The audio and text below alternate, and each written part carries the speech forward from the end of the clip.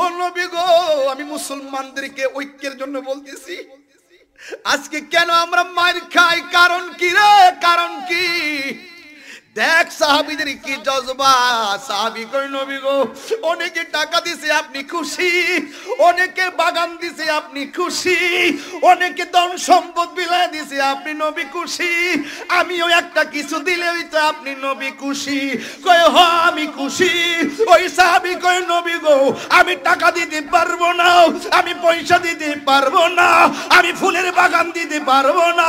নবী গো আপনি যেহেতু খুশি, যুদ্ধের ময়দানে আমার জীবনটা কুরবান দিয়ে দিব। তুমি মরণের যন্ত্রণার কথা শুই না তুমি হাসতেছো। ও নবী গো, ও নবী, আমি হাসতাম না তো কাঁদতাম নি, আপনি আমার মরণের ভয় দেখান কেন গো? আমি তো মরণের ভয় করি না, যন্ত্রণা নিয়ে ভাবি না। যার চোখের সামনে রাহমাতুল লিল আলামিন দাঁড়ানো, যার চোখে রাহমাতুল লিল আলামিনের চক্ষু পড়ে আছে, এই পাগলার জীবন যদিও চলে যায়, মরণের যন্ত্রণার ভয় থাকতে পারে না। আরে হাত তুলে বল আল্লাহু আকবার। ভয়েস অফ সুন্নাহ, সুন্নতের সত্যবাণী।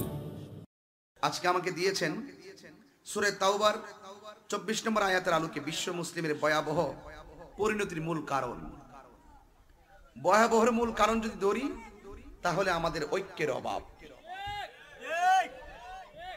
মুসলিম যে ঐক্য, এই ঐক্যের অভাবের কারণে আজকে আমাদের ভয়াবহ এক অবস্থার সম্মুখীন হয়েছে। ইত্তেহাদুল কুওয়া, একতাই শক্তি। তোমার সন্তান সন্ততি, পরিবার পরিজন, আপনজন যা কিছু আছে সব কিছুকে বুকে আগলে ধরে আল্লাহর হাবিব সাল্লাল্লাহু আলাইহি সাল্লামের মহব্বত এবং জিহাদের যে অনুপ্রেরণা আছে, সেই অনুপ্রেরণাগুলোকে তোমার হৃদয়ে স্থান না দিয়ে তুমি যদি দুনিয়ার বিভিন্ন ধরনের আসক্ত হয়ে যাও, তাহলে অপেক্ষা করো, তোমার জন্য ফায়সালা আসবে এক জায়গা থেকে। যে জায়গা থেকে যিনি ফায়সালা করবেন, দুনিয়ার সবকিছুকে, আল্লাহর রাসূল কে বাদ দিয়ে যদি আপনি দুনিয়ার সবকিছুকে প্রাধান্য দেন, তাহলে এটার উপর থেকে যে আযাব, সেটার জন্য তোমরা অপেক্ষা করো। বলুন তো দেখি, যাবতীয় পরীক্ষা, খোদাই পরীক্ষা দেওয়ার মালিক কে? আজকে যে করোনা এসেছে, এই করোনা যে এসেছে, এগুলো আমাদের হাতের কামাই। এগুলো আমাদের কিসের কামাই? হাতের কামাই। রাগ করে লাভ নাই। আমাকে যে আয়াতটা দিয়েছেন, আমি আসলে আমার একটা অভ্যাস কি, আমাকে কোন বিষয় দিলে বাড়িতে আমি দেখি না, সময় নাই। এখন সিএনজিতে ইচ্ছা, এখানে বাংলা রাস্তা হইব নি রে ভাই, করেন না আল্লাহর রাস্তা। 11 বছর তো হ্যাঁ হইব ভাই, কইছে এটা হইব, ইনশাআল্লাহ হবে না? ইনশাআল্লাহ, ইনশাআল্লাহ হবে। তবে এই সরকার আমলে সবই হবে ইনশাআল্লাহ। কোনাকে লেগে হবে না? আল্লাহ কবুল করুন, আমিন কোন। যাক, আমরা কোমর এখনো শক্ত আছে, আরো 4-5 বছর না হইলে আমরা সুন্নিরে রাস্তার কারণে আটকে রাখুন যেত না। এরা পাঙ্গা রাস্তা দিয়া, কাদা কোদা দিয়া ওইনা প্লেয়ার। আরে ভালো রাস্তা তো সবাই আসতে পারে, ভাঙ্গা রাস্তা দিয়ে যারা আসতে পারে এরাই তো সঠিক আসে। কথা বলেন ঠিক না বে ঠিক? তবে যাই হোক, রাষ্ট্রীয় স্যাংশনের ব্যাপার আছে বিভিন্ন ধরনের। আপনারা জানেন যে এখানে রাস্তাঘাট, সরকারের যে রাস্তাঘাট, এগুলো সরকার নীতিমালার ভিতরের ব্যাপার। এগুলো আসলে স্থানীয় প্রতিনিধি যারা আছেন তারা বারবার অ্যাপ্লিকেশন করে, কিন্তু আমাদের সরকার পক্ষ থেকে যে রুট ম্যাপ অনুযায়ী যারা যখন যে সময় স্যাংশনটা পাওয়ার, তারা ইনশাল্লাহ অবশ্যই পাবে ধারাবাহিকভাবে। আমি দেখেছি, আজকে গিয়েছিলাম, বাইক হয়ে গেছিলাম, হ্যাঁ কমলপুর গেছিলাম। আমি তো জানি যে এই রাস্তাটাও আর মানে ভাঙ্গা ছিল। আমি দেখেছি যে কাজ শুরু হয়ে গেছে, এভাবেই আমাদের বাংলাদেশের সব কাজগুলো ধারাবাহিকভাবে হতে হতে মেইন রোড থেকে এসে আঞ্চলিক রুটগুলো হবে, শেষ পর্যন্ত আপনার পুকুরের ভিতরেও পাকা হয়ে যাবে ইনশাল্লাহ। কইতেন না সাইড পাকা হয় না, পুকুরের পার সাইড পাকা হয় না সরকারি ভাবে, এগুলো ইনশাল্লাহ হবে। আলহামদুলিল্লাহ কইবেন না গান। তাহলে যাবতীয় সন্তান সন্ততি, মা বাবা যা কিছু আছে সব কিছুর চাইতে আল্লাহর হাবিবকে যদি প্রাধান্য দেওয়া না হয়, এটা হলো আমার আয়াতের মূল কথা। যদি প্রাধান্য দেওয়া না হয়, তাহলে অপেক্ষা করো। কিসের অপেক্ষা? ফুলের মালা? অপেক্ষা করো, গজব আসতেছে। এই করোনা মহামারী অদৃশ্য করোনার মহামারী হলো এর গজবের মধ্যে একটা, ঠিক না বেঠিক? আচ্ছা, আপনার বয়স কত পিসা বুঝো? হ্যাঁ, 50 দেখা দিয়ে যা 40 বছর মতন। মাশাআল্লাহ, আল্লাহ ইদরাস করে। বয়স কত? ওদের কাছে কত হইবার, আমিও কই কত হইব, আমারও এই কতই, আমরাই ঠিক নিও। যাক, সবকিছু মিলাইয়া আমাদের যে যত বয়সী হোক না কেন, করোনার মতন এমন ভয়ঙ্কর মহামারী এই বাংলাদেশের কোন মুরব্বী জীবনও দেখে নাই।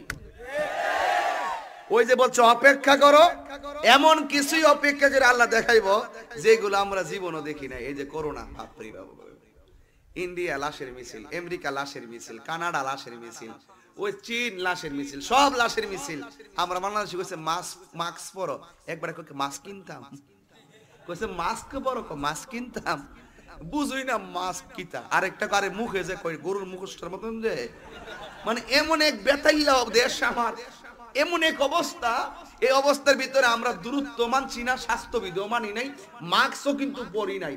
আপনারা বলেন, আমার মনে হয় আর কি, আমার ক্ষুদ্র জ্ঞানের এই কোরআনের গবেষণা আর এই কোরআনটা হাতে নিয়ে আমার মনে হয়, কারণ এই বাংলাদেশের ভিতরে আমরা যে বেঁচে গেছি বা এই পর্যন্ত আল্লাহ যে রক্ষা করতেছেন, আমার শতভাগ একমাত্র আউলিয়া কেরামের উসিলায়। হাত তুইলা বলো, হাত তুইলা বলো, ঠিক কিনা বলো, আরো যারা বলো ঠিক কিনা বলো। আল্লাহর ওলিদের উসিলায়, আল্লাহ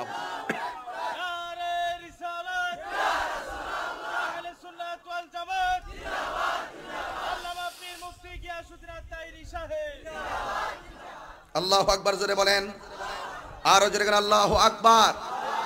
তাহলে আপনাকে বুঝতে হবে যে আমরা যে যাই করি না কেন আল্লাহকে সদা সর্বদা ভয় করতে হবে। কেন?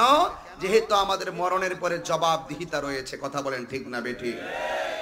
পরিবার পরিজন আপনজন সবার চাইতে আল্লাহর হাবিবকে মহব্বত করতে হবে, কম না বেশি? তাহলে এই আয়াতের আলোকে আমি বিশ্বের মুসলিমদের যে ভয়াবহ পরিণতি, এই পরিণতির মূল কারণ যদি উল্লেখ করতে হয়, তাহলে আপনাদের সামনে আমি একটি জিহাদের চেতনা উপস্থাপন করব, যেই পদ্ধতি গ্রহণ করলে আমরা মুসলমান যারা, আমরা সত্যের পতাকা হাতে নিয়ে সবসময় গর্ব করতে পারবো। কথা বলেন ঠিক না বেঠিক?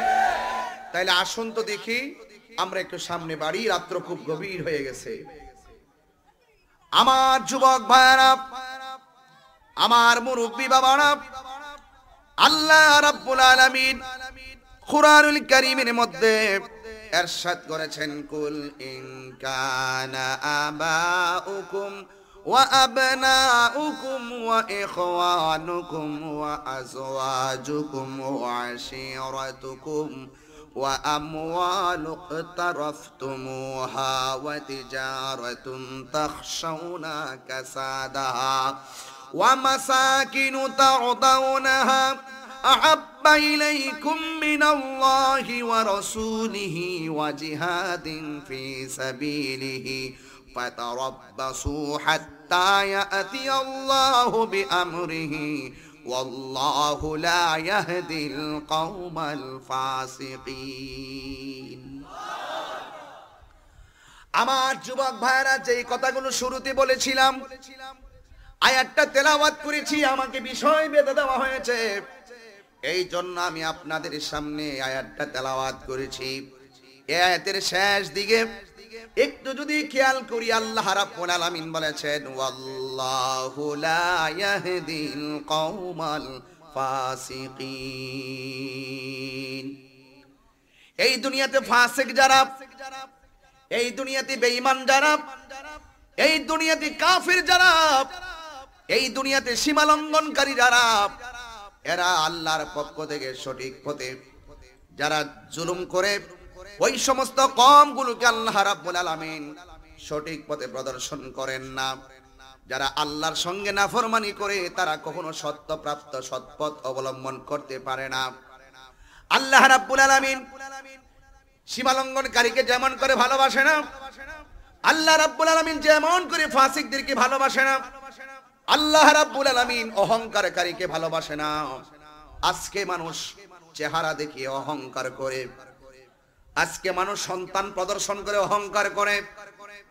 আমার 5টা সন্তান আছে, আমার 10টা সন্তান আছে, অথবা আমার ছেলে এসপি, আমার ছেলে বড় ওয়াইজিন। অনেক মানুষ সন্তানের পজিশন দেখে অহংকার করে।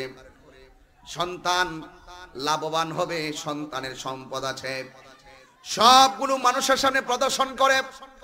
এই দিক দিয়ে আল্লাহর হাবিব সাল্লাল্লাহু আলাইহি ওয়াসাল্লামের ভালোবাসাকে অনেক তুচ্ছ মনে করে নিজের সম্পদ, নিজের সন্তান সবগুলোকে বুকে ধারণ করে রাখে। কিন্তু তারা সত্যিকার অর্থে আল্লাহ রাসূলকে প্রাধান্য না দিলে, দুনিয়ার সম্পদের মোহে যদি তারা পড়ে যায়, সন্তান নিয়ে যদি তারা মত্ত হয়ে যায়, অপেক্ষা করো, অপেক্ষা করো, তাদের জন্য আসমান থেকে গজব আসতেছে। আল্লাহ রাব্বুল আলামিন ওই সমস্ত ফাসিক কওমগুলোকে সৎ পথে পরিচালিত আল্লাহ রাব্বুল আলামিন করে না। আল্লাহর পক্ষ থেকে যদি ভালোবাসা পেতে চাও, রাসূলকে যদি পেতে চাও, সব কিছুর ঊর্ধ্বে আমার আল্লাহ এবং তার নবীকে ভালোবাসা লাগবে। কথা বলেন ঠিক কিনা? قال النبي صلى الله عليه وسلم। এগুলো কি পোলাপান? এই তোমরা 10টার পরে ওয়াজ আসবে না। ছোট পোলাপান যেগুলো আছে সোজা বাড়িতে ঘুমাই থাকবা। এই ছোট পোলাপানগুলো খুব বিরক্তির কারণ, কিন্তু আবার বিরক্তি নেই না কেন, এরাই তো ভবিষ্যৎ। কি নাকি? তোরা পোলাপানগুলো খুব সমস্যা। কথা বলবা তোমরা? কথা বলবা? ঠিক আছে। এই তুমি বসো, কালো টুপি, বসো বসো।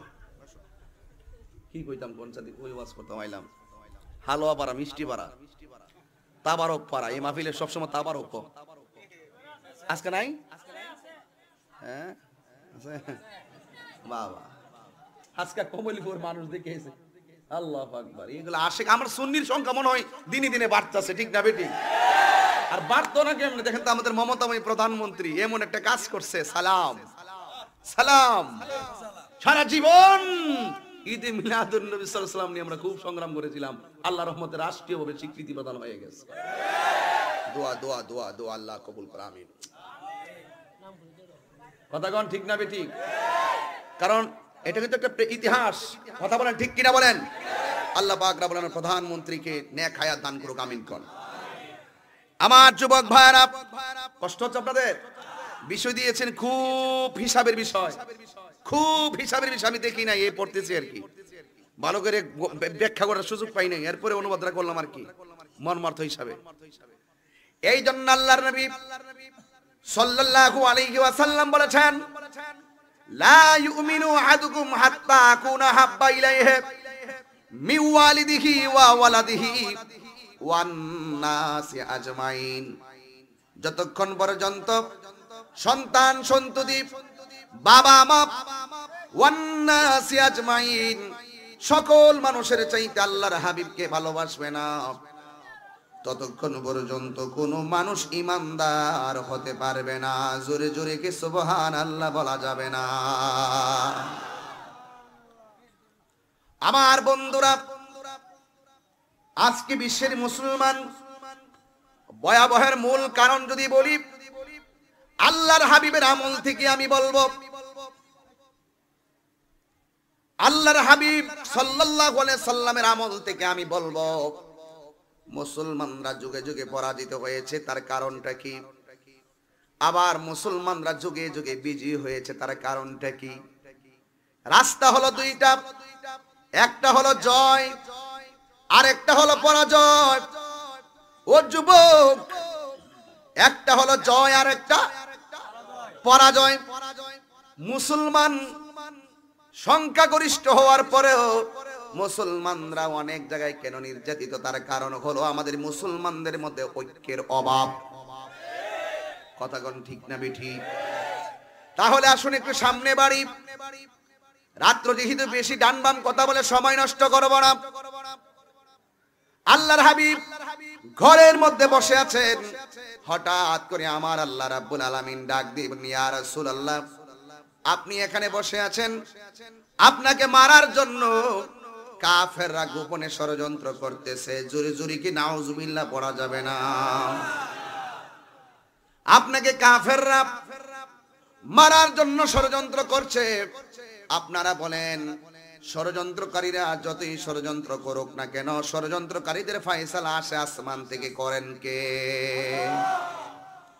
ওয়া মাকারু ওয়া মাকারাল্লাহ ওয়াল্লাহু খায়রুল মাকিরিন।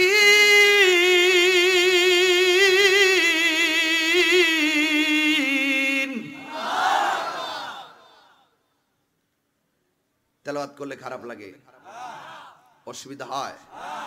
যখন আমি তেলাওয়াত করব তখন স্ট্রংলি বসে থাকবেন আল্লাহকে ডাক দেওয়ার জন্য। পারবেন না? আবার রেডি হন ইনশাআল্লাহ। আয়াত থেকে আবার পড়বো। ওয়া মাকারু ওয়া মাকারাল্লাহ ওয়াল্লাহু খায়রুল মাকিরিন।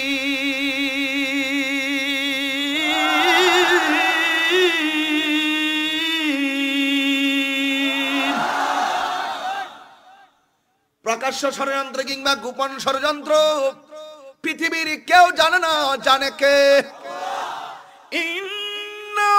ইন্নাল্লাহা আলিমুম বিযাতিস সুদূর।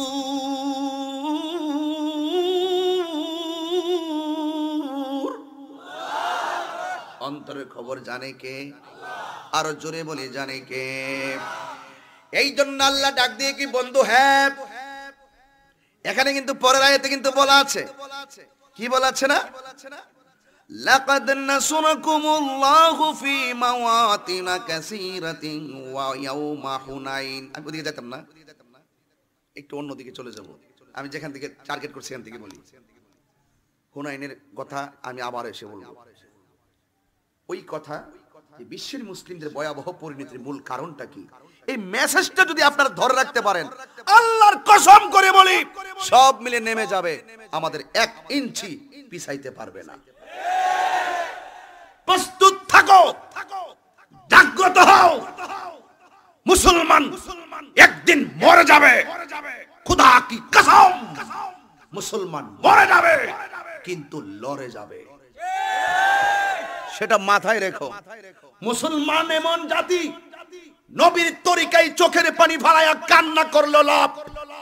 মুসলমান এমন জাতি, চোখের পানি ফেলে কাঁদলে যেমন লাভ, মুসলমান এমন জাতি মুস্কি হাসি দিল লাভ। ঠিক কি না? আল্লাহ এভাবে করি।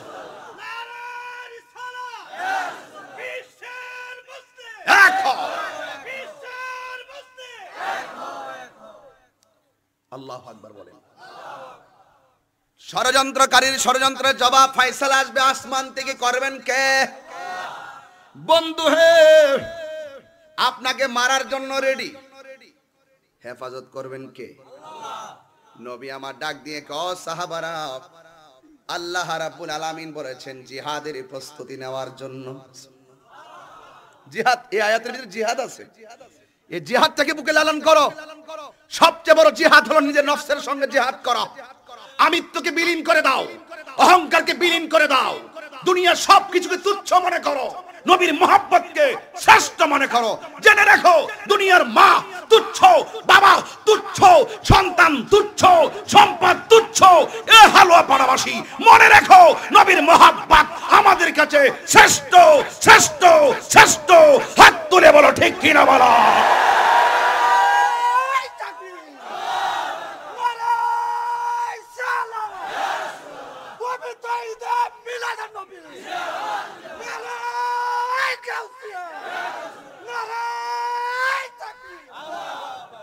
আল্লাহু আকবার জোরে বলেন। রক্ষা করার মালিক কে? এই জন্য যুবক, আমার নবী, আপনার নবী রাহমাতুল লিল আলামিন দুনিয়ার জমিনে 27টা যুদ্ধে সশরীরে অংশগ্রহণ করেছেন। যেই 27টা যুদ্ধে অংশগ্রহণ করেছেন সেই যুদ্ধগুলোর নাম কি? গাজওয়া।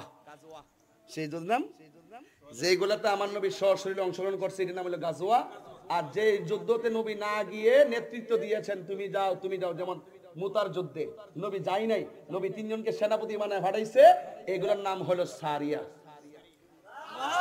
কথা কোন ঠিক না ঠিক? তাইলে আমার নবী সশরীরে যুদ্ধে অংশগ্রহণ করছে, করার পরে মুসলমানরা পরাজয় হলো কেন? ওখান থেকেই কিন্তু শিক্ষা নিতে হবে। আজকে আমরা যে পরাজিত হয়ে যায় কেন, এ কেন কেনর উত্তর নিয়ে যান। নবী আমার ডাক দিয়ে বলেন, এ সাহাবায়ে কেরাম, আল্লাহ বলেছেন যুদ্ধের প্রস্তুতি নেওয়ার জন্য। তোমার ভোল্টেজ মার খাচ্ছে, মাইকটা ঠিক করো, ভোল্টেজ মার খাচ্ছে, জোরে টান দিলে সাউন্ড নেমে যায়, এটা কন্টেন্ট রেজুলেশন অনেক ক্ষতি। কালকে চিটাগং হাটহাজারি মাহফিল, খুব গুরুত্বপূর্ণ জায়গা, কিন্তু খুব কঠিন জায়গা। ব্রাহ্মণবাড়ির মতো এটা আমরা স্বাধীন করবো ইনশাল্লাহ। এই জন্য আমার যুবকদের আবেগ না বিবেক দিয়ে কাজ করতে হবে, বিবেক, মাথা ঠান্ডা রেখে কাজ করতে হবে। আমরা মুসলমানদের সবচাইতে পরাজিত হওয়ার মূল কারণ হলো আমরা কথা বলি বেশি, কাজ করি কম। সঠিক না? এই জন্য আমাদেরকে অ্যালার্ট হতে হবে। আল্লাহর হাবিব মুসলমানদেরকে শিক্ষা দিয়ে গেছেন, ডাক দিয়া বলে সাহাবায়ে কেরাম রেডি হয়ে যাও। সাহাবীদেরকে আমার নবী ডাক দিয়ে কয়, সাহাবী তুমি আমারে যুদ্ধের জন্য কি দিবা? সাহাবী ডাক দিয়ে কি, ইয়া রাসূলুল্লাহ, ইয়া হাবিবাল্লাহ, নবী গো, আমি আপনাকে যুদ্ধের জন্য আমার খেজুরের যে বাগানটা আছে, এই বাগানের যে ফলগুলো হবে আমি সব আপনি নবীর জন্য, দিনের জন্য আমি কুরবানি দিয়ে দিলাম। এগুলা খেয়াল, ওয়াজটা বিশের বাড়ি করে নেবেন আমার আয়াত থেকে। এরপর আর একটা সাহাবীরে ডাক দিয়ে কয়, এ তুমি কি দিবা? ওই সাহাবী ডাক দিয়ে, নবী গো আমি কি দিমু? আমার সম্পদ আছে বাড়িতে, অঢেল সম্পদ, অর্ধেক আমি বদরের যুদ্ধে দান করেছি, আর বাকি অর্ধেক আজকে জিহাদের জন্য, আপনি নবীকে সেভ করার জন্য আমি সব বিলাইয়া দিব।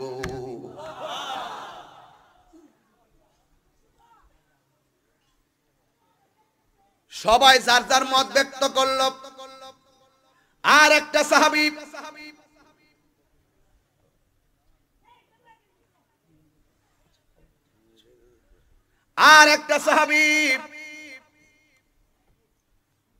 ওই পাশে দাঁড়ায়া চোখের পানি ফালায়া কান্দে।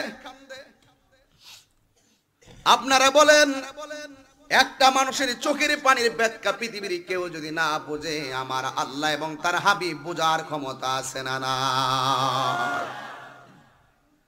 নবী আমার ডাক দিয়া কয়, সাহাবী,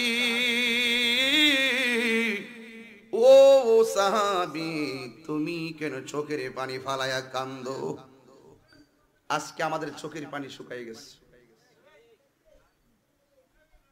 চোখের পানি নেই। আশিকের চোখের পানির দাম কম না বেশি? আমার নবী বলে, তুমি কান্না করো চোখের পানি ফেলে, তোমার চোখে যদি পানি না আসে তুমি কান্নার ভান করো, কারণ তোমার চোখের কান্নার ভান পৃথিবীর কেউ তোমার অন্তরের খবর না জানলো একজন জানেন, জবান খুলে বলুন তিনি কে? ওই সাহাবী অড়েল চোখের পানি ফালায়া কান্দে। আমার নবী ডাক দিয়ে, মানে আমার একটা অভ্যাস আছে, রাত যখন গভীর হয়ে যাবে একটু চোখের পানি ফেলে দিয়ে বাইরে ঘুমাইবেন, দেখবেন এই চোখের পানিটা মিজানের পাল্লায় নাজাতের উসিলা হয়ে যাবে। হতে পারে কিনা বাবা? এবার ওই সাহাবীটা চোখের পানি ফালায়া কান্দে। আমার নবী ডাক দিয়ে কয়, সাহাবী রে, সবাই যার যার সম্পদ নিয়েছেন, তুমি কেন চোখের পানি ফালায়া কান্দো? এই সাহাবীটা ডাক দিয়ে বলি, ইয়া রাসূলুল্লাহ, নবী গো, ও মায়ার নবী, দয়ার নবী, যার টাকা আছে টাকা দিছে গো, যার সম্পদ আছে সম্পদ দিয়েছেন, যার অঢেল সম্পদ আছে সব দিয়েছেন। ইয়া রাসূলুল্লাহ, নবীজি, আমার নগদ কোনো অর্থ নাই, আমার বাড়িতে কোনো ফলের বাগান নাই যে আমি দিনের জন্য দিতে পারবো। ইয়া রাসূলুল্লাহ, ইয়া হাবিবাল্লাহ, নবীজি, আমার টাকা নাই, পয়সা নাই, আমি কি দিব? এই জন্য আমি দূরে দাঁড়ায়া দাঁড়ায়া চোখের পানি ফেলায়া কান্দি। আমার নবী তারে পরীক্ষা করে মুসলমানদের শিক্ষা দেওয়ার জন্য। এই শিক্ষাগুলো ওয়াজের বিষয়ের সঙ্গে আজকে মিল লাগেছে। অনেক ধন্যবাদ যারা বিষয়টা দিয়েছেন, আমার ভাল লাগতেছে। ইন দি মিন টাইমে আমার নবী ডাক দিয়া কয়, সামনে আয়, সামনে আই রে, সামনে আই। লাব্বাইক ইয়া রাসূলুল্লাহ, লাব্বাইক। উপস্থিত হে আল্লাহর হাবিব। আমার নবী ডাক দিয়ে কই, জিহাদের ময়দানে যাব, তুমি একটা কিছু দাও। সাহাবী বলে, নবী গো আমার অর্থ নাই। ওরা দিছে, তুমি একটা দাও। সাহাবী গো, নবী গো আমার কিচ্ছু নাই, শুধু পাঞ্জাবিটা আর লুঙ্গিটা আছে, কিচ্ছু নাই। বাড়ি ঘরে যা ছিল সব আমি প্রথম যুদ্ধে সব বিলাইছি। ডাক দিয়ে কই, সাহাবী সবার সামনে বলতেছি, তুমি একটা কিছু দেওয়াই লাগবে। নবী আমারে লজ্জা দিয়েন না, আমার কিচ্ছু নাই, কিচ্ছু নাই, কিচ্ছু নাই। নবী আমার ডাক দিয়ে বলে, না একটা কিছু দেওয়া লাগবে। এই সাহাবীটা চোখের পানি ফেলাইয়া দিয়ে বলে, নবী গো কেন তাহিরি কথা কই? তাহিরি রে, এই কণ্ঠ তুই একদিন থাকবে না রে, হালুয়া বড়বাসী। ওই সাহাবী গো, নবী গো, ও নবী গো, আমি মুসলমানদেরকে ঐক্যের জন্য বলতেছি। আজকে কেন আমরা মার খাই? কারণ কি রে, কারণ কি? দেখ সাহাবীদের কি জজবা। সাহাবী কই, নবী গো অনেকে টাকা দিছে, আপনি খুশি? অনেকে বাগান দিছে, আপনি খুশি? অনেকে ধন সম্পদ বিলায় দিছে, আপনি নবী খুশি? আমিও একটা কিছু দিলে হইতো, আপনি নবী খুশি? কই হ, আমি খুশি। ওই সাহাবী কই, নবী গো আমি টাকা দিতে পারবো না, আমি পয়সা দিতে পারবো না, আমি ফুলের বাগান দিতে পারবো না। নবী গো আপনি যেহেতু খুশি, যুদ্ধের ময়দানে আমার জীবনটা কুরবান দিয়ে দিব।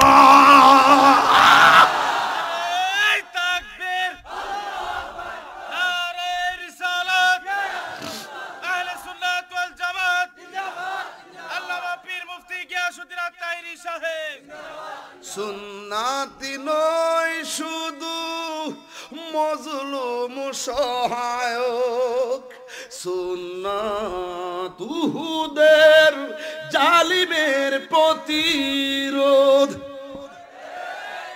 আপনারা এলাকার মানুষগুলো তো জিহাদি চেতনার কথাগুলো শূন্য অভ্যস্ত না। আমরা অন্যভাবে ওয়াজ করতাম আগে।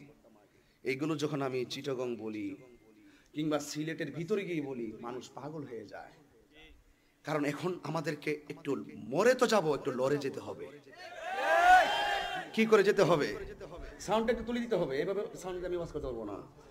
সুন্নাতি নয় শুধু মজলুম সহায়ক, সুন্নাত উহুদের জালিমের প্রতিরোধ। সুন্নাতি নয় শুধু নির্জনে ধ্যানে যাওয়া, আর সুন্নাত হলো পাথরের আঘাত খাওয়া মোহব্বতে। আমাদের ওসি মহোদয় আসছেন, আমার সালামটা দিয়েন। আসলে আমি সালাম দিব। আলহামদুলিল্লাহ, আমাদের মাধবপুর উপজেলার থানার ওসি মহোদয় এসেছেন, তদন্ত ওসি মহোদয় এসেছেন। ভাগ্য ভালো যে আজকে আমার প্রথম দেখা হয়েছে। আসসালামু আলাইকুম। আলহামদুলিল্লাহ, নতুন আসছেন। আলহামদুলিল্লাহ, আমাদের এলাকার পক্ষ থেকে আমাদের তদন্ত ওসি মহোদয়কে আমি ধন্যবাদ জ্ঞাপন করছি, মুবারকবাদ জানাচ্ছি। পবিত্র ঈদ মুবারকের ঈদের শুভেচ্ছা জানাচ্ছি। আলহামদুলিল্লাহ। আপনারা কি খুশি হন নাই? একটা কথা মনে রাখবেন, প্রশাসন আমাদের ভয় নয়, প্রশাসন আমাদের সাহস। প্রশাসন আমাদের শত্রু নয়, ওনারা আমাদের বন্ধু। ওনাদের হাতকে শক্তিশালী করতে হয়। কিভাবে জানেন? আপনার এলাকায় কেউ যদি মাদক সেবন করে, গোপনে গিয়ে ওনার কানে মেসেজটা দিয়ে আসবেন, এই ছেলেটা মাদক সেবন করে। পারবেন না? ওনাদের হাতকে শক্তিশালী করুন, ওনারা বিপদ আপদে আপনার পাশে থাকবে। ওনারা যখন আপনার ছেলেকে ধরে নিয়ে যাবে, মনে করতে হবে আপনার ছেলের ভালোর জন্যই ধরে নিয়েছে। এই জন্য সেদিকে খেয়াল রাখতে হবে। রাখবেন না ইনশাল্লাহ আপনারা? আল্লাহ কবুল করুন, বলুন আমিন। তাহলে আমি কি সঙ্গীতটা গাইবো একটু? সুন্নাতি নয় শুধু মজলুম সহায়ক, সুন্নাত উহুদের জালিমের প্রতিরোধ। সুন্নাতি নয় শুধু নির্জন দানে যাওয়া, আর সুন্নাতি হলো পাথরের আঘাতে খাওয়া। ঠিক কিনা বলো? মহব্বতে তার সুদিনের সাথী তুমি, মহব্বতে তার সুদিনের সাথী তুমি, দুর্দিনে ও তার পাশে থাকো কি? আর কিছু সুন্নাত আছে তুমি জানো কি? জানলেও জীবনে কখনো তা মানো কি? জানলেও জীবনে কখনো তা মানো কি? সুন্নাতি নয় শুধু দাওয়াতের মেহমান, সুন্নাতি নয় শুধু খাওয়া শেষে মধুপান, আরো কিছু সুন্নাত আছে তুমি জানো কি? জানলেও জীবনে কখনো তা মানো কি? সাহাবী ডাক দিয়ে কি, ইয়া রাসূলুল্লাহ, ইয়া হাবিবাল্লাহ, নবী গো, সবাই টাকা দিছে আপনি খুশি, সবাই সম্পদ বিলায়া দিছে আপনি খুশি, আপনি সাক্ষী থাকেন দ্বীনের জন্য জিহাদের ময়দানে। আল জিহাদু মাজিন ইলা ইয়াউমিল কিয়ামা, জিহাদ কিয়ামত পর্যন্ত থাকবে। আমি দ্বীনের জন্য, কোরআনের জন্য, আপনি নবীর জন্য আমার জীবনটাকে আল্লাহর রাস্তায় দান করে দিলাম। ওয়ালা تحسبن الذين قتلوا في سبيل الله أمواتا بل أحياء عند ربهم يرزقون। আল্লাহর পথে যারা জীবন দেয় নাকি মরা না জিন্দা? সাহাবায়ে কেরাম নবীর জন্য জীবন দিবে, আমার নবী যাওয়ার জন্য রওনা হয়ে গেলেন। হঠাৎ করে একটা মহিলা কোলের মধ্যে বাচ্চা নিয়ে নবীর সামনে হাজির হয়ে গেছে। ওই যে সন্তান সন্ততির কথা আসছে এখানে। আয়েশা ডাক দিয়ে কি, ইয়া রাসূলুল্লাহ, আমিও আপনার সঙ্গে জিহাদে যাব। আমার নবী ডাক দিয়ে কি, মা তোমার স্বামী আসেনি? বাবার কথা বলে নাই, মায়ের কথা বলে নাই। আমার নবী গায়েবের খবর দেনওয়ালা, আমার নবী বলে তোমার স্বামী আসেনি। মহিলা ডাক দিয়ে কই, নবী আছে। কই তুমি তোমার স্বামীর খেদমতে চলে যাও। কই আমার স্বামীটা প্যারালাইসিস ঘরের মধ্যে পড়ে আছে, কিন্তু আমার মন চায় আমি জিহাদের ময়দানে গিয়ে মরে গিয়ে আমি শহীদ হব। নবী আমার ডাক দিয়ে বলে, মা না না, তুমি তোমার স্বামীর খেদমতে চলে যাও। তুমি যতক্ষণ পর্যন্ত স্বামীর খেদমতে থাকবে আল্লাহ রাব্বুল আলামিন তোমার আমলনামা জিহাদের সওয়াব দিয়া দিবে। কারণ আল্লাহ ছাড়া পৃথিবীর কাউকে যদি সিজদা করার অনুমতি দিত, স্ত্রীকে অনুমতি দিত স্বামীকে সিজদা করার জন্য, এই জন্যই তো আমার আল্লাহ কোরআনে বলেছেন, হুন্না লিবাসুল লাকুম ওয়া আনতুম লিবাসুল লাহুন্না। নারী হলো পুরুষের পোশাক, পুরুষ হলো নারীর পোশাক। আমি দেখেছি, আমি শুনেছি, এই এলাকায় মাহফিল হলে অনেক মা বোনরা প্রজেক্টরের মাধ্যমে ওয়াজ শুনে। এই জন্য কিছু মা বোনদেরকে বললে কি অসুবিধা হবে? মা মা মা আম্মা তোমার পায়ে ধরে বলে একটা কথা, মেসেজটা নিয়ে যাও।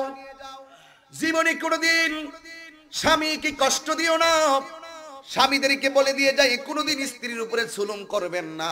কারণ আল্লাহ রাব্বুল আলামিন বলে, হাবিব বলেছেন, শেষ বিদায়ের ভাষণের জন্য বলেছেন, বিদায় হজের ভাষণে বলেছেন, নিজের জন্য যা পছন্দ করবে স্ত্রীর জন্য তাই পছন্দ করবে। জোরে জোরে আল্লাহু আকবার বলা যাবে না। মা আপনাকে বলে যায়, নবী বলছেন তোমার স্বামীর খেদমতে যাও। আপনাদেরকে বলি স্বামীর খেদমত কেমন করবেন? আইয়ুব আলাইহিস সালামকে তার স্ত্রী রহিমা বলছিলেন, স্বামী হে, আমার মন চাইতেছে আমি আপনাকে একটু আদর করব। আইয়ুব আলাইহিস সালাম মনে করেছেন কপালে একটু চুমু দিয়ে আদর করবেন। না না না, হযরত বিবি রহিমা আইয়ুব আলাইহিস সালামের পিঠের মধ্যে একটা চুমা লাগাইলেন। চুমাটা মুখ তুলতে একটু দেরি হয়ে গেছে। আইয়ুব আলাইহিস সালাম বলেন, হে রহিমা গো, তুমি আমার পিঠের মধ্যে চুমা দিয়ে মুখটা লাগাইলা, এত দেরি কেন তুমি করলা? এবার রহিমা ডাক দিয়ে কই, স্বামী আপনার অল বডির মধ্যে শুয়া থাকতে থাকতে পিঠের মধ্যে এত বড় পুজের গর্ত হইয়া পচে গেছে, আমি আমার মুখটা ওই জায়গার মধ্যে লাগাইয়া চুমার বাহানা কইরা সবগুলা পুজ আমার জিহ্বা দিয়া টাইনা টাইনা বের করেছি। এই জন্য দুঃখের সময় স্ত্রী স্বামীর কাছে ছায়ার মতো খেদমতে লেগে থাকবে, সব সময় ভালোবাসাপূর্ণ আচরণ করবে। এই জন্য আমার নবী আপনার নবী বলে, মা ও মা গো, মা গো মা, তোমার স্বামীর খেদমতে যাও।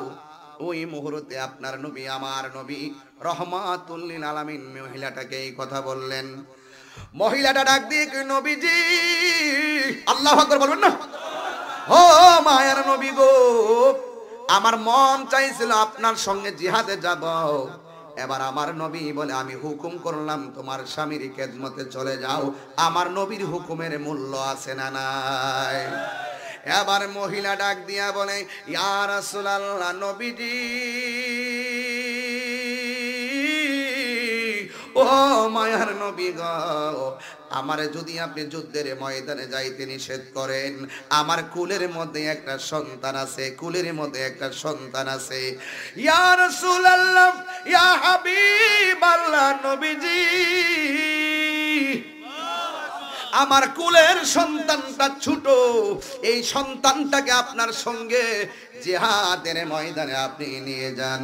এই কথা বলার পরে নবী আমার ডাক দিয়া কয়, তোমার সন্তানের তো নামাজ ফরজ হয় নাই, তোমার সন্তানের উপরে রোজা ফরজ হয় নাই, এই সন্তান জিহাদের ময়দানে নিয়ে কি করব?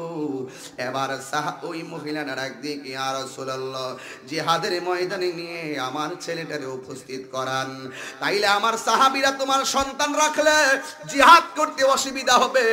মহিলাটা চোখের পানি ফালাইয়া কয়, ইয়া রাসূলুল্লাহ, নবীজি আমার সন্তানটা সাহাবার কোলে রাখার জন্য আমি জিহাদের ময়দানে দিতেছি না গো নবী, আমার সন্তানটাকে আপনি রহমাতুল লিল আলামিনের কোলের মধ্যে রাখবেন। আমার নবী ডাক দিয়ে কয়, মা আমার কোলের মধ্যে রাখলে আমি জিহাদ করব কেমনে? আমি জানি না, আপনার কোলের মধ্যে আমার সন্তানটা রাখবেন। এবার ডাক দিয়ে বলে, এটা কেমন কথা বলো? মহিলাটা ডাক দিয়ে কই, নবী গো, আমার সন্তান আপনার কোলে রাখবেন কেন জানেননি? আমার সন্তানটাকে আমি যুদ্ধের ময়দানে দিতেছি, যুদ্ধের ময়দান যখন শুরু হয়ে যাবে, কাফেররা যখন আপনি নবীর দিকে তীরটা মারবো, আপনি নবীর দিকে যখন পাথর মারবে, ইয়া রাসূলুল্লাহ, ইয়া হাবিবাল্লাহ, নবী গো, ও মায়ার নবী, আমার সন্তানটারে আপনার কুলের মধ্যে রাখবেন। কাফেররা যখন আপনার দিকে পাথর মারবে, কাফেররা যখন আপনার দিকে তীরটা মারবে গো নবী, আমার সন্তানটাকে ওই পাথরের সামনে ধরে দিবেন, আমার সন্তানটাকে তীরের বরাবর ধরে দিবেন। ইয়া রাসূলুল্লাহ, সন্তান হারাইতে পারবো, আপনার বদন মুবারকে একটা তীরের আঘাত আমি সহ্য করতে পারবো না।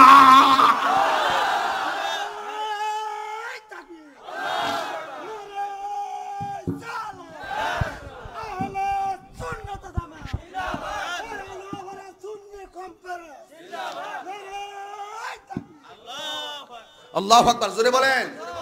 ওই যে বাবারা আমার, সন্তানের মুখে পড়ে আমরা রাসূল বলে গেছি, আর ওই যুগের মহিলারা সন্তানের প্রেমে পড়ে আমার রাসূলকে বলে নাই। এই জন্য আমার নবী আপনার নবী ডাক দিয়ে বলে, মা তোমার সন্তানকে যুদ্ধের ময়দানে নিতে হবে না, আমি নবী দোয়া কইরা দিয়া যাই, তোমার সন্তানকে যেন আল্লাহ মর্দে মুজাহিদ বানায়া দে। জোরে কি সুবহানাল্লাহ বলা যাবে না? এই গুনগুন কথা বলতেছিস ফুলাফান, ঠাস করে মোনাজাত দিয়ে দিব। পাগলামি করবা, মোনাজাত দিয়ে দিব।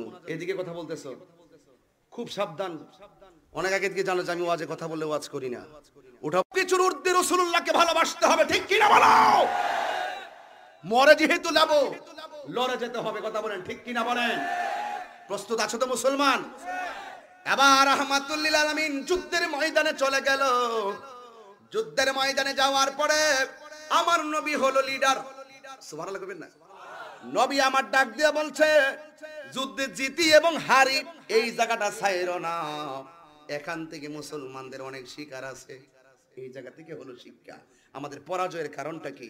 আমরা নেতৃত্ব দিতে জানি না, আমরা নেতৃত্ব মানি না, ঠিক কি না বলেন? এই জন্য আমার নবী বলে, যুদ্ধে জয়ী হয় কিংবা বিজয় পরাজয় হয়, এই জায়গাটা তোমরা ছাড়বা না। বাস শুরু হয়ে গেল জিহাদ, এমন ভাবে জিহাদ শুরু হয়ে গেল, কাফেররা সিদ্ধান্ত নিল যা করি না করি নবীরে শেষ করে ফেলাইতে হবে। জোরে জোরে কি নাউজুবিল্লাহ পড়বেন? আমার গাড়ি ভাঙছে কয়বার? 23 বার।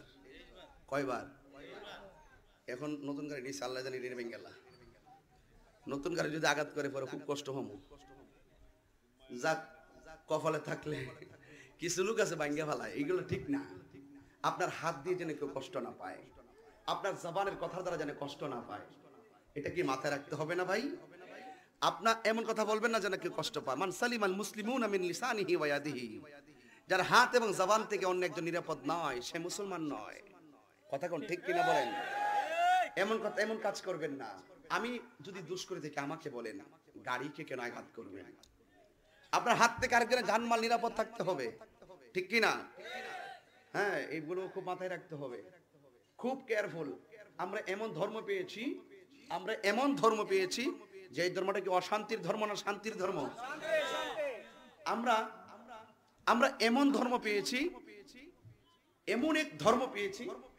জি, দোয়া চাই। আলহামদুলিল্লাহ, অনেক মুবারকবাদ যে আপনি আপনাদের সহায়তায় আমরা এই সুন্দর মাহফিলকে শান্তিভাবে করতে পারতেছি। জি, ইনশাআল্লাহ ইনশাআল্লাহ আল্লাহ পাক হায়াত দারাজ করুক। আমিন বলুন। সবাই বলি আমিন।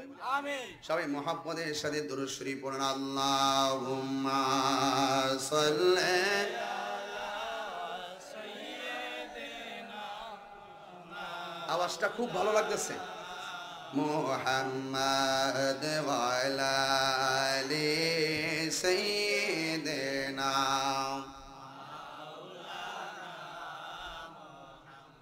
আদে ওয়ালা আলি সাইয়্যিদিনা।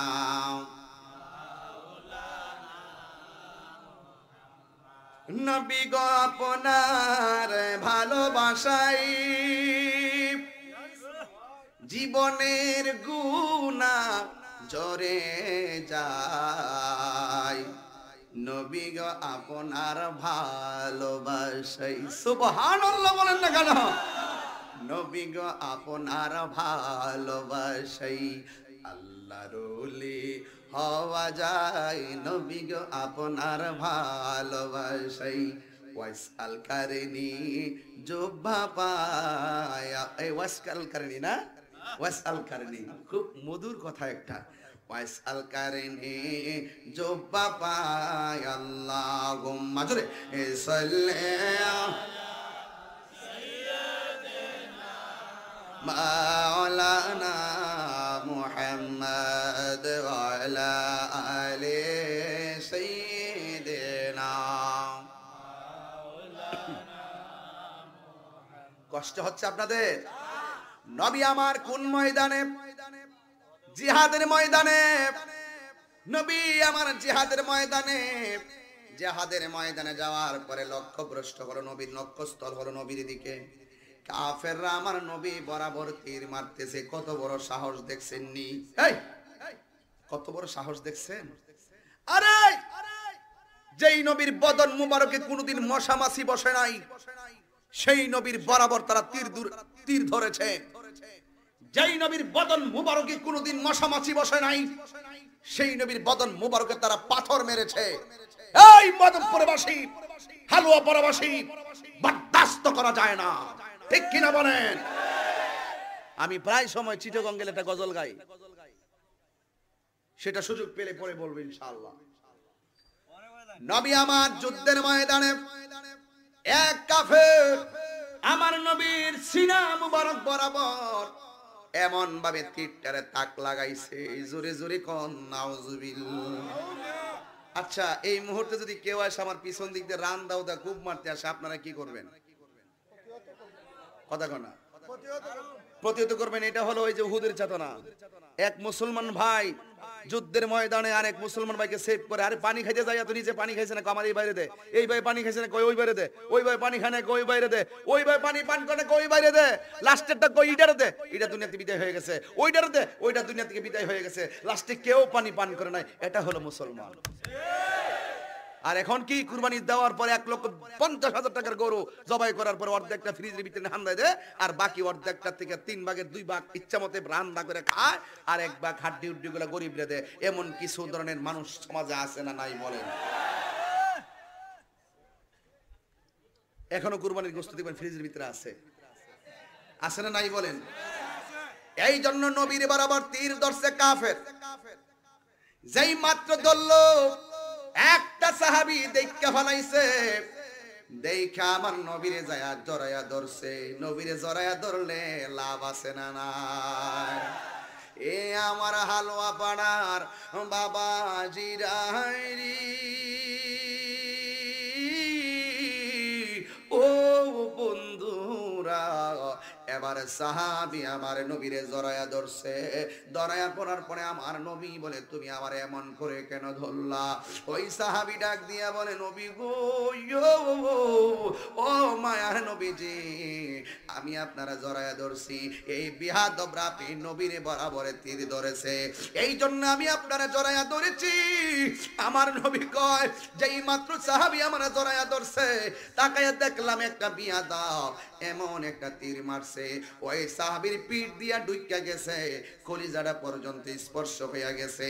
আমার নবী ডাক দিয়ে কে, সাহাবীরে, তুমি আমার বাঁচাইতে যাইয়া আমার তোমার গায়ের মধ্যে তীর লইলা। এই কথা বলার পরে আমার একটা পাথরের আঘাত সাহাবীর মাথায় লাগলো, রক্ত স্রোত ছুটে গেল, একাধিক তীর সাহাবীর গায়ের মধ্যে লাগলো। এরপরেও সাহাবী আমার নবীরে ছাড়ে না, আমার নবীরে ছাড়ে না। ইন দি মিন টাইমে আমার নবী কই, সাহাবীরে, ও সাহাবী, ও সাহাবী, তুমি আমার এমন ভাবে জড়ায় দইরা গায়ের মধ্যে পাথরের আঘাত দিয়েছো, তোমার গায়ের মধ্যে কি ব্যথা লাগে না? ওই সাহাবী মুস্কি মুস্কি হাসে, কারণ ওই সাহাবী তো কেন মুস্কি মুস্কি হাসে? ওই সাহাবী তো বাপের চাইতে নবীরে ভালোবাসে, ওই সাহাবী তো সন্তানের চাইতে ভালোবাসে, ওই সাহাবী তো ভাইয়ের কাছ থেকে ভালোবাসে, ওই সাহাবী তো পরিজন থেকে ভালোবাসে। চিৎকার মাইনা কি আল্লাহু আকবার বলবেন না? ওয়াশিরাতুকুম, তার সগোত্রের মানুষের চাইতে আমার নবীরে ভালোবাসে। এই জন্য আমার নবীরে এমন ভাবে জড়াইয়া ধরলো, এই সাহাবীর গায়ের মধ্যে তীর লাগলো। কিন্তু আমার নবী বলে, তুমি কি ব্যথা পাও না? তুমি কি কিসে কিরে এই ফুলা ফানে লেগে ডিস্টার্ব। আমার নবী ডাক দিয়ে কি, সাহাবী, তুমি যে পিঠের মধ্যে তীর লাগতেছে, তুমি কি ব্যথা পাও না? সাহাবী মুস্কি মুস্কি হাসতেছে, সাহাবী মুস্কি মুস্কি হাসতেছে। এই একটা ইনজেকশন দিলে মানুষ কি হাসে না কান্দে? ব্যথা লাগে কি লাগে না? মাথার মধ্যে বাড়ি দিয়ে রক্তাক্ত করলে কান্দে না হাসে? ওই সাহাবীর বডির মধ্যে রক্তের বন্যা। আমার নবী ডাক দিয়ে কি, সাহাবী রে, তুমি আমার বাঁচাইতে যাইয়া তোমার গায়ের মধ্যে এত তীর লাগাইলা, তোমার শরীরে কি ব্যথা পাও না? এই সাহাবী তখন নবীর কথা শুননা মুস্কি মুস্কি হাসতেছে। আমার নবী ডাক দিয়ে কি, সাহাবী, ব্যথা পাইলে তো কেউ হাসে না, কান্দে, তুমি কেন হাসতেছো? ওই সাহাবী ডাক দিয়ে কি, ইয়া রাসূলুল্লাহ, আপনি আমাকে ব্যথার কথা বলেছেন, আমার ব্যথার কথা বলছেন বলে আমি হাসতেছি। কই, কেমন আশ্চর্য কথা, ব্যথার কথা বললে কি কেউ হাসে নাকি? এই সাহাবী বলে, নবী গো, ও মায়ার নবীজি, আপনি আমার ব্যথার ভয় দেখাইছেন, আমি কি হাসতাম না তো কাঁদতাম নি? আমি কাঁদবো কেন গো নবী? তীরের ব্যথার কথা বলছেন, তবে শুই না যান, আমার পিঠের মধ্যে যদিও বিশ্বের তীর, আমার বুকটা তো লাইগা রইছে রাহমাতুল লিল আলামিনের নূরানি সিনা মুবারকের সঙ্গে। আল্লাহু আকবার বলা।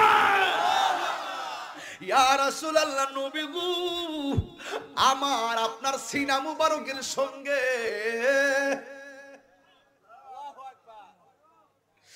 আমার সিনার সঙ্গে আপনার সিনা মুবারক, পিঠের মধ্যে বিষের তীরের ব্যথা আমার লাগে। ইন দি মিন টাইমে আমার নবী কয়, তোমার শরীর থেকে যেমনে রক্ত ঝরতেছে, তুমি তো মারা যাইবা। এই সাহাবী আরো বেশি বেশি করে হাসতেছে। তুমি কি জানো না, পাথরের আঘাতের চাইতে মরণ যন্ত্রণা বড় কঠিন। মরণ যন্ত্রণা বড় কঠিন। কেমন কঠিন? এই নাকটারে আর মুখটারে 2 মিনিটের জন্য বন্ধ করলে বোঝা যায় মরণটা কেমন কঠিন। তুমি মরণের যন্ত্রণার কথা শুই না তুমি হাসতেছো। ও নবী গো, ও নবী, আমি হাসতাম না তো কাঁদতাম নি, আপনি আমার মরণের ভয় দেখান কেন গো? আমি তো মরণের ভয় করি না, যন্ত্রণা নিয়ে ভাবি না। যার চোখের সামনে রাহমাতুল লিল আলামিন দাঁড়ানো, যার চোখে রাহমাতুল লিল আলামিনের চক্ষু পড়ে আছে, এই পাগলার জীবন যদিও চলে যায়, মরণের যন্ত্রণার ভয় থাকতে পারে না। আর হাত তুলে বল আল্লাহু আকবার।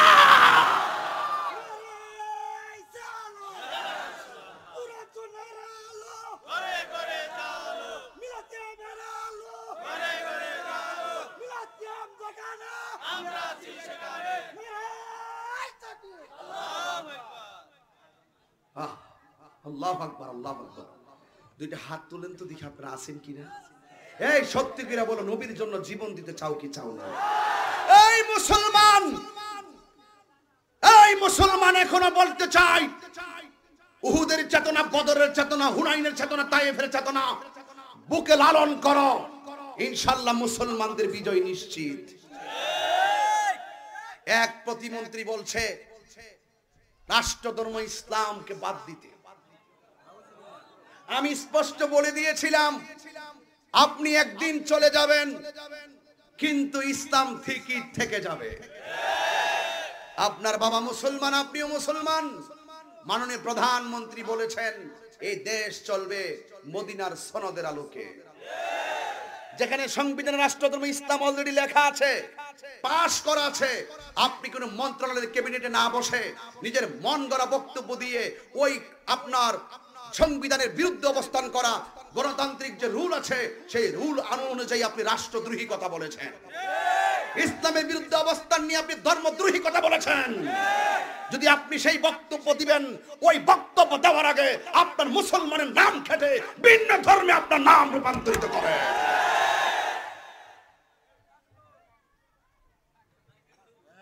ঠিক কিনা বলুন? আমি সেদিনে বলেছি লক্ষ মানুষের সামনে, সেদিন আমি লক্ষ মানুষের সামনে বলেছি যে ইসলাম ছিল, ইসলাম আছে, ইসলাম থাকবে।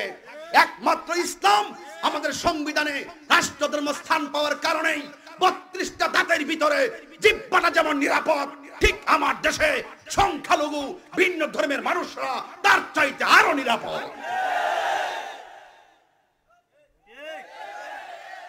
সেদিকে গেলাম না, মরে যাব কিন্তু লড়ে যাব।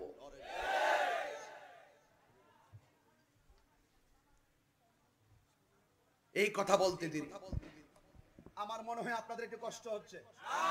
আমি কি আর 10টা মিনিট ওয়াজ বাড়াইবো? মানে কি কষ্ট হবে আপনাদের? আমি এখান থেকে হাটহাজারি চলে যাব, কিন্তু আমানত দিয়ে যাই কথাগুলো মনে রাখবেন। আমানত দিয়ে যাই কোন কথা না, যতদিন বাঁচবেন সন্তান সন্ততি 14 গোষ্ঠী ওয়ান নাসে আজমাইন সবকিছু চাইতে আমার রাসূলকে ভালোবাসতে কি পারবেন? এই পারবেন? দুই হাত তুলে বলেন পারবেন? পারতে হবে। কথা বলেন ঠিক কি না বলেন? এই সাহাবী আমার নবীরে জড়ায়া ধরে, এইভাবে জড়ায়া, কথা নাই, নো, একটা সাউন্ড হবে না। নবীকে জড়ায়া রাখছেন, আস্তে আস্তে করে মাটিতে লুটে পড়ে গেলেন। সাহাবী দুনিয়া থেকে নবীকে দেখে দেখে বিদায় হয়ে গেলেন। কি হয়ে গেলেন? বিদায় হয়ে গেলেন। মানে দাওয়াতও করব, সবার পরে ওয়াজও করাইবো, সারা রাত আমরা কাটাইবো, এরপরে আবার কালেকশনও করাইবো, এরপরে তাবারকও খাওয়াইবো, তারপরে আবার আগামী বছরে দাওয়াত করবো। 11 বছর জন আইসি, সামনে না আইলে কি, এক যুগ না হইলে কি চলে?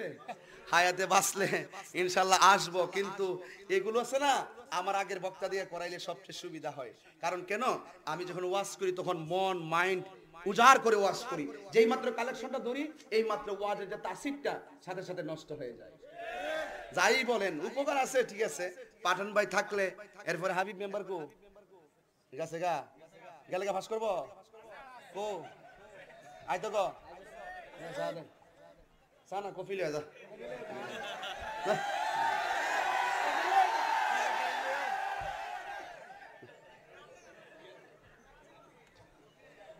দেখছেন, একটু ইশারা দিলে ফুলাফান পাগল হয়ে যায়। আমি এখন এই লাইনটা দেই না কাউরে, এখন সরাসরি রাগ নিয়া জিফুতের বাপ হইছি তো একটু গভীরভাবে ওয়াজ করি। কারণ মরে যেহেতু যাব, লড়ে যাব। রাজি আছো কিনা বলো মুসলমান?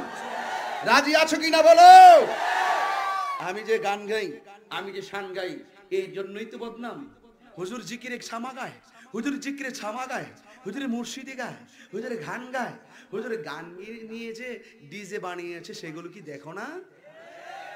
যারা বানিয়েছে তাদের কিছুটা দোষ আছে।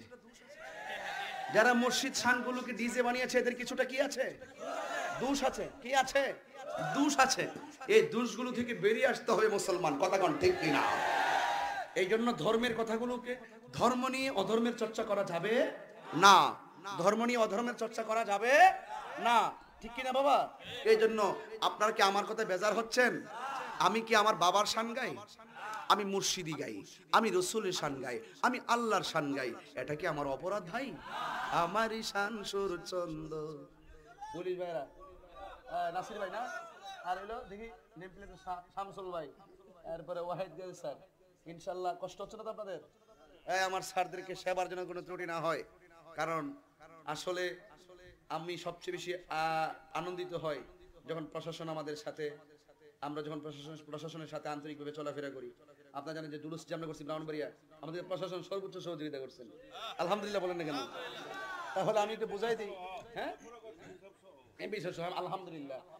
আমার শান সুর ছন্দ, যদিও লাগে কারো মন্দ, নবীর শান সুর ছন্দ, যদিও লাগে কারো মন্দ, যদিও লেগে যায় দ্বন্দ্ব, যদিও লেগে যায় দ্বন্দ্ব, আমার শান আমার সুর, আমার শান আমার সুর, সবই যে নবীজির জন্য, সবই যে নবীজির জন্য।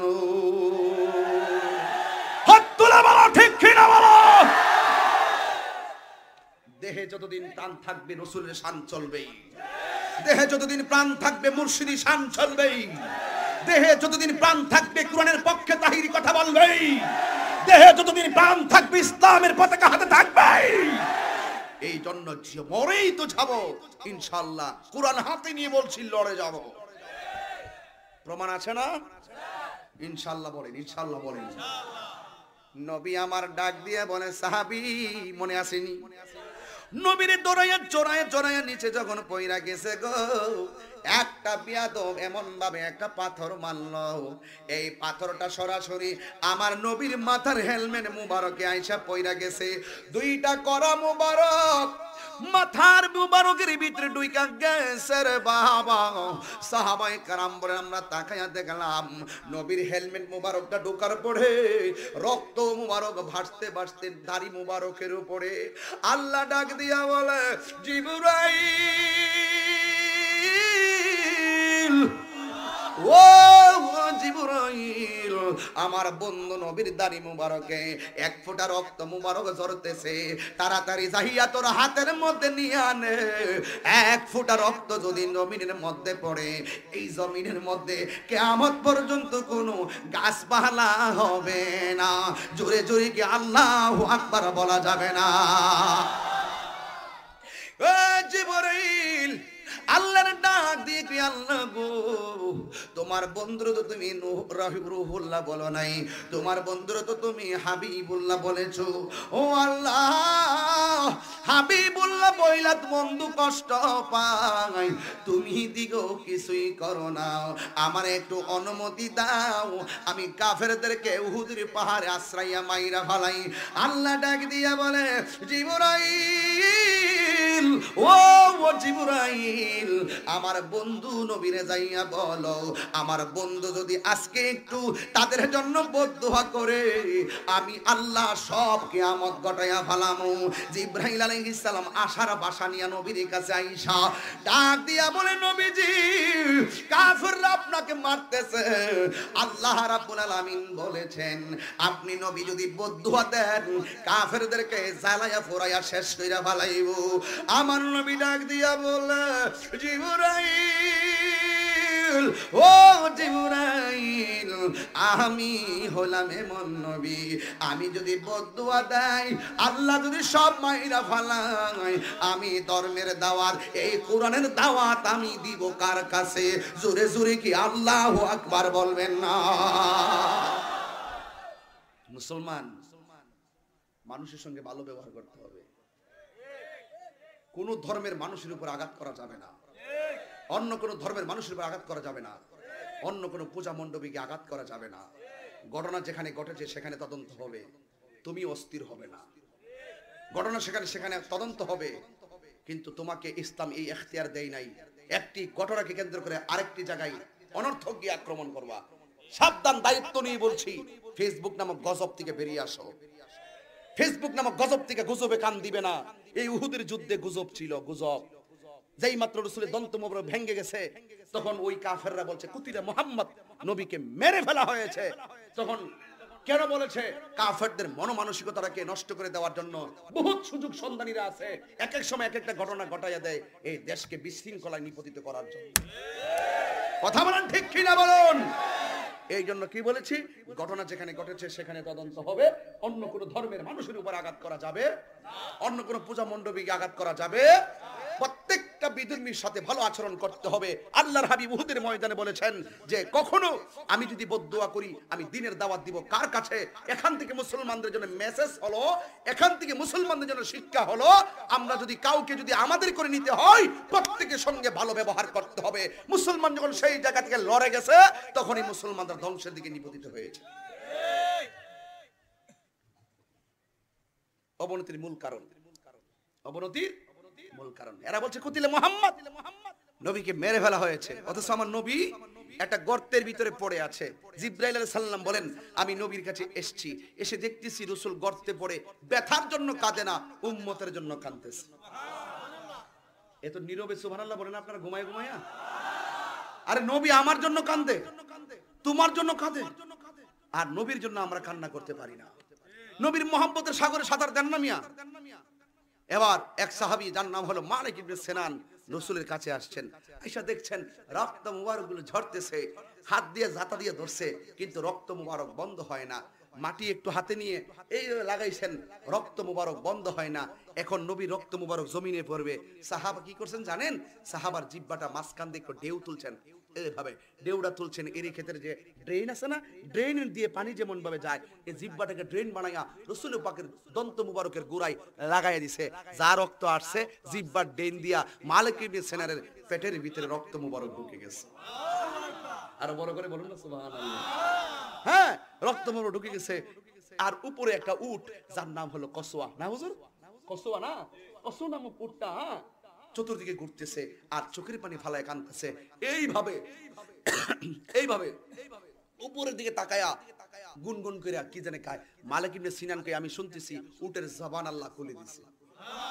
উটটা ডাক দিয়ে বলছে, আল্লাহ, ও আল্লাহ, রসুল পড়ে আছে গর্তে, আমি উট একদিন না খেলে ক্ষুধা লেগে যেত, দাঁড়াতে কষ্ট হতো, 2 দিন না খেলে আমি বসে পড়তাম, 3 দিন না খেলে আমি শুয়ে পড়তাম, 4 দিনের মাথায় অস্থির হয়ে যেতাম, 5 দিনের মাথায় দিন দুনিয়ার খবর নাই। কিন্তু 5 দিন পরে যখন আল্লাহর হাবিব আমার উপরে উঠতো,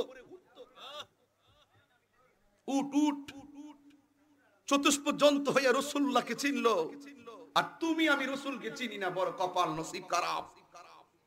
ও ডাক দিয়ে ইয়া রাসূলুল্লাহ, ও আল্লাহ, আল্লাহ 5 দিন পর্যন্ত আমি যদি না খাই, আমার উপরে খুব মনোযোগ, আমার উপরে যখন রাহমাতুল লিল আলামিন বসতো, আমার সেকেন্ডের ভিতরে 5 দিনের ক্ষুধা দূর হয়ে যেত।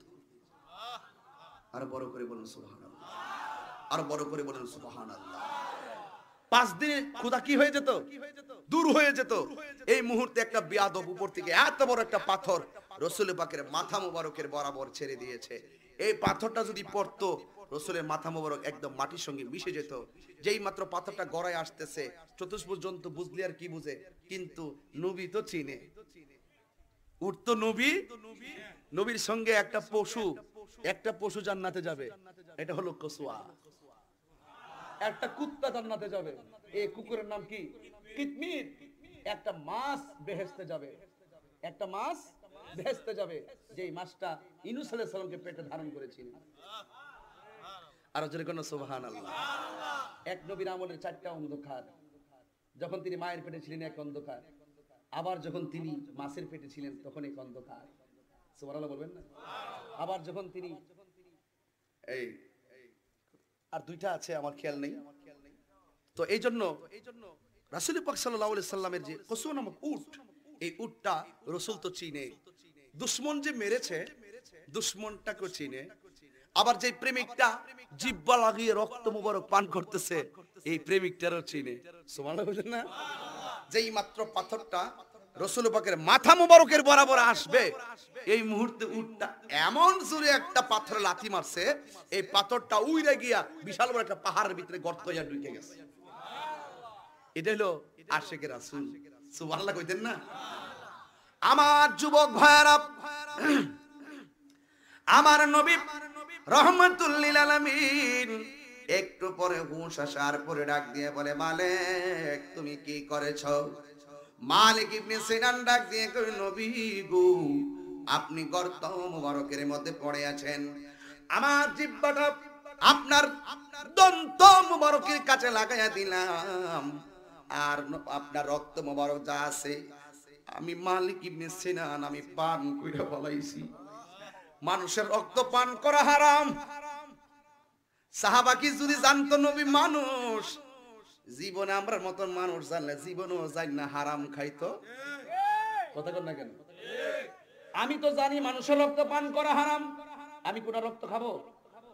মানুষের রক্ত পান করা হারাম, আমি কি ফারুক পাঠানের রক্ত খাবো? কিন্তু সাহাবায়ে কেরাম যদি রাসূলকে আমাদের মতো মানুষ জানতেন, তাইলে জীবনেও নবীর রক্ত মোবারক পান করে হারাম খাইতেন। আমার নবী ডাক দিয়ে বলে, মালিক ইবনে সিনান তুমি তো আমার রক্ত মোবারক পান করলা না। যেই পেটের ভিতরে আমি নবী রক্ত মোবারক ঢুকেছে, এই বডিটার জন্য জাহান্নামের আগুন হারাম হয়ে গেছে। আল্লাহু আকবার। এরপরে আমার নবী রাহমাতুল লিল আলামিন গর্তের ভিতরে, ওই মুহূর্তে ওরা বলছে কুতিলা মুহাম্মদ, নবীকে মেরে ফেলা হয়েছে। একটা মহিলা একটা দৌড় মারছে, যার নাম হলো নুসেবা। যেই মাত্র যুদ্ধের ময়দানে আসলো, ওই মুহূর্তে আমার নবী রাহমাতুল লিল আলামিন যুদ্ধের ময়দানে আসার পরে এবার ওই মহিলাটার একটা সাহাবী ডাক দিয়ে বলে, মা তুমি যুদ্ধের ময়দানে যেও না, তোমার স্বামীটা উহুদের জমিনে শহীদ হয়ে গেছে। এই মহিলা স্বামীর জন্য মায়া করে নাই। যেই মাত্র সামনে গেল, আর একটা সাহাবীর কাফেলা বলেন, সামনে যেও না, তোমার 2টা সন্তান যুদ্ধের ময়দানে শহীদ হয়ে গেছে। এই মহিলা সন্তানের মায়া করে নাই। এই যে শোনো, ওই মহিলা সামনে গেল, যাওয়ার পরে একটা কাফেলা বলে, রে বাবা তোমার সন্তানও নাই, তোমার স্বামীও নাই। মহিলাটা কান্দা কান্দা কয়, সাহাবারা, আমার স্বামীর শাহাদাতের খবর দিলি, আমার সন্তানের খবর দিলি, আমার নবী কেমন আছে খবরটা দিয়ে আমারে দিলি না। জোরে জোরে কি আল্লাহু আকবার বলা যাবে না? এই দিক দিয়ে মুসলমানরা একদম বিজয়ী। হঠাৎ কইরা ওই যে আমার নবী বলছিল, পাহাড়ের এই জায়গাটা তোমরা ত্যাগ কইরো না। সাহাবায়ে কেরাম মনে করছে যুদ্ধে বিজয়ী হয়ে গেছে, ওই পাহাড়ের গুহাটা ছাইরা দিয়া এমন ভাবে ডুইকা গেছে, শেষ পর্যন্ত মুসলমানরা যুদ্ধের ময়দানে পরাজিত হয়ে গেছে। জোরে জোরে কি আল্লাহু আকবার বলা যাবে না? এই জন্য মুসলমানরা কেন পরাজয় হলো? নেতার নেতৃত্বে কমান্ড মানার না মানার কারণে। এই জন্য যুবক, যে এলাকায়, যে গোষ্ঠীতে, যে লিডার তোমাদেরকে দিক নির্দেশনা দিবে, ওই দিক নির্দেশনা অনুযায়ী যদি মুসলমান ঐক্যবদ্ধ হয়ে যেতে পারো, তাহলে আল্লাহর কসম করে বলি, তাহলে মুসলমানরা কখনো ভয়াবহ পরিণতির দিকে ধাবিত হবে না। কথা বলেন ঠিক না বেঠিক? এই যুদ্ধের ঘটনা থেকে শিক্ষা হলো, নেতার নেতৃত্ব মানতে হবে, কোনদিন অমান্য করা যাবে না। এই জন্য যদি আমরা যদি মুসলমানরা যদি বিজয়ের মালা গলায় রাখতে চাও, মুসলমানদের ঐক্যবদ্ধ হওয়ার দরকার আছে না নাই? মুসলমানদের অবনতি হওয়ার আরেকটা কারণ, মুসলমানরা বিপদে পা দিয়ে ফেলেছে। এই জন্য জান দিব, সব দিয়া দিবেন, মুসলমানরা ঈমান দেওয়া যাবে না। কথা কোন ঠিক কিনা? আমার কথার সাথে কারা কারা একমত হাত তোলেন। নারে তাকবীর, নারে রিসালাত, নারে গাউসিয়া। মুসলমান ঐক্যবদ্ধ হতে হবে। কি হতে হবে? ঐক্যবদ্ধ হতে হবে, তবেই আমাদের মুসলমানরা সাফল্যের স্বর্ণ শিখরে ঢুকতে